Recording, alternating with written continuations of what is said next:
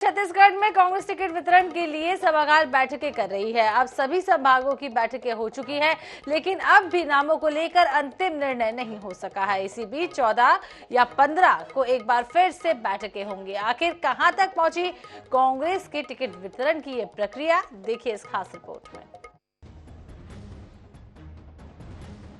छत्तीसगढ़ में कांग्रेस के टिकट वितरण की प्रक्रिया लगातार चल रही है। स्क्रीनिंग कमेटी की पहली बैठक और अजय माकन के दौरे के बाद प्रक्रिया में बदलाव हुआ। 3 दिनों की चर्चा में सभी संभागों के दावेदारों के नामों पर मंत्रणा की गई। 50 से 60 नाम सिंगल कर दिए गए हैं। अब बाकी सीटों पर भी सिंगल नाम करने की कवायद चल रही है।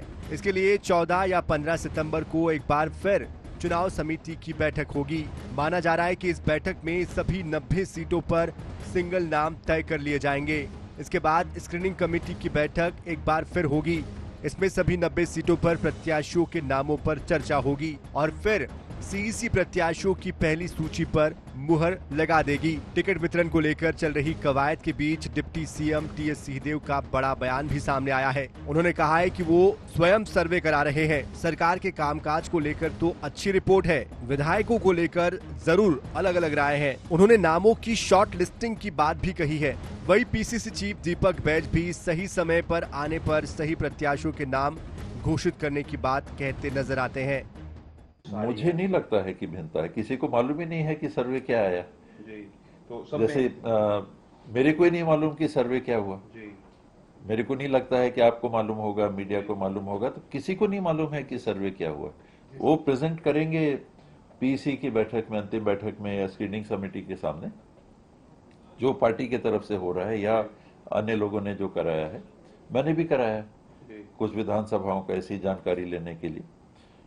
तो वैसी जानकारी जब मीटिंग होगी तो मैं भी उससे सहारा ले सकता हूँ। लिस्ट जल्दी आएगा, लोग कंफ्यूज में नहीं है।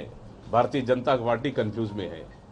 पहला लिस्ट जारी करने के बाद भारतीय जनता पार्टी बुरी तरह से विरोध का सामना कर रही है और हमें तो पता था कि दूसरा लिस्ट भी जारी करने वाली है, लेकिन इन विरोध को देखते हुए भारतीय जनता पार्टी दूसरा लिस्ट जारी नहीं कर रही है।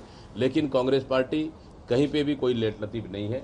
हम विधिवत नियम से चल रहे हैं और आने वाला सही समय में और सही प्रत्याशियों की कांग्रेस पार्टी घोषित करेगी।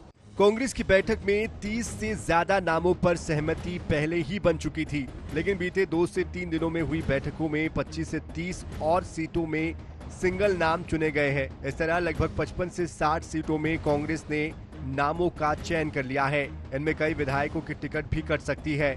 यही वजह है कि कांग्रेसी खेमे में हर किसी की निगाहें बैठकों से छनकर आ रही खबरों पर टिकी हुई है।